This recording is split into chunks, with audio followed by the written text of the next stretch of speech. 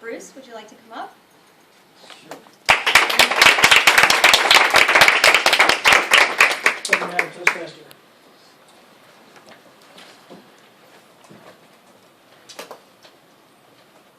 You ever been caught flat-footed? That happened to me on my very first public speaking engagement. I had the pleasure of speaking to a group of Rotarians on Catalina Island about a study in the health benefits of social dancing. During the Q&A, a man stands up and asks me, well, if dancing's so great, why has the medical community promoted it more? Great question. But I didn't know the answer to that question. I got caught flat-footed. But it propelled me to take action on the intersection of three values: the love we have for sport, ballroom dancing, finding solutions for Alzheimer's and related dementia, and through the power of dance, making a difference. About a year ago, I spoke to this group about a 21-year study to measure the rate at which senior citizens 75 years and older that were susceptible to Alzheimer's and dementia. The results of the study were published in the New England Journal of Medicine in 2003. They studied activities like bowling, tennis, golfing, dancing, swimming, bicycling, and one of the big surprises of the study is that the only physical activity that offered any protection against the risk of Alzheimer's and related dementia was dancing. The theory is that dancing requires quick decision making. The man's leading the woman's following the man. They're dancing the steps while listening to the timing of the music. Now, they didn't pick out any particular dance style, but the people that were in the study, 1/3 danced socially.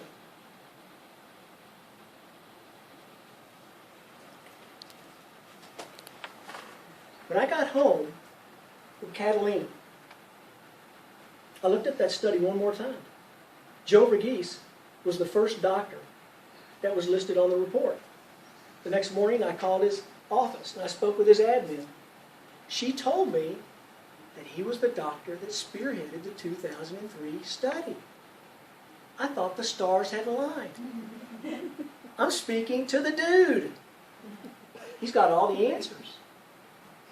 About a week later, I called Dr. Joe, and I asked him that question. Dr. Joe, if dancing's so great, why hasn't the medical community promoted more of it? He said simply, not enough money. He said, there's so many research projects that are looking for the same dollars, or competing for the same dollars, there's not enough to go around. And I said, well, how much would this study cost and how long would it take? He says, oh, about $3 to $4 million. And it would take 10 to 12 years to complete. And I said to him, Doc, by the time that study's over, I'm going to be able to apply for the next one. He just kind of laughed. He said that it's a clinical trial. And in clinical trials, you have to perform 2 studies if the government's funding it. A small study, about 100 people involved. Larger study, about 500 to 800 people involved. The first study's got to prove your assumptions. And then you may get grants for the second one.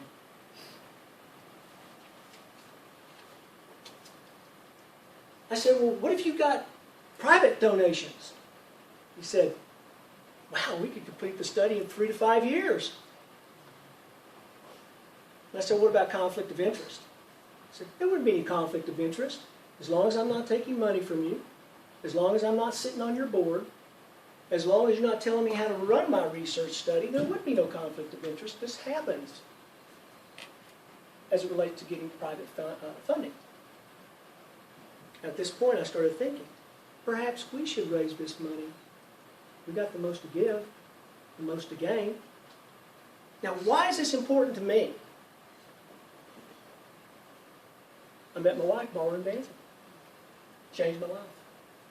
We love the sport. We want to get back to it. But more importantly, my mother had Alzheimer's. We were her caregivers. We know what the emotional and the financial cost of this devastating disease is. Today, it's estimated there are about 5 million people with some form of dementia. Cost $200 billion to treat and care for it. Second behind heart disease. By the year 2050, 13.5 million people they're estimating with Alzheimer's. $1.1 trillion, 500% increase. The most expensive disease we will have to care for, by far. Another little factoid. In federal money, we spend, for each person that has dementia, $127.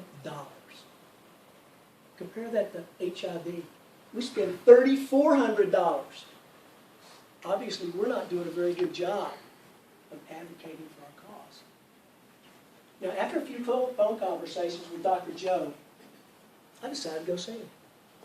He's the chief neurologist at the Albert Einstein College of Medicine in New York. And the purpose, basically, was to see if there was somebody we could partner with. We wanted to check out his facilities, his capabilities, and we wanted to get agreement. Ballroom dancing would be the focus in that next study because, as I mentioned earlier, no particular dance style was singled out in that 21-year research. When we came away from that discussion with Dr. Joe, very impressed.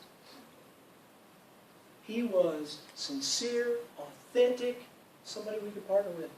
His facilities are just top-notch. His capabilities are world-class. He's done this before. And he agreed that ballroom dancing would be the focus in the follow-up study. And to that end, we have established a charitable fund that's accepting donations today. The name of the study is called Dance for Cognitive Enhancement.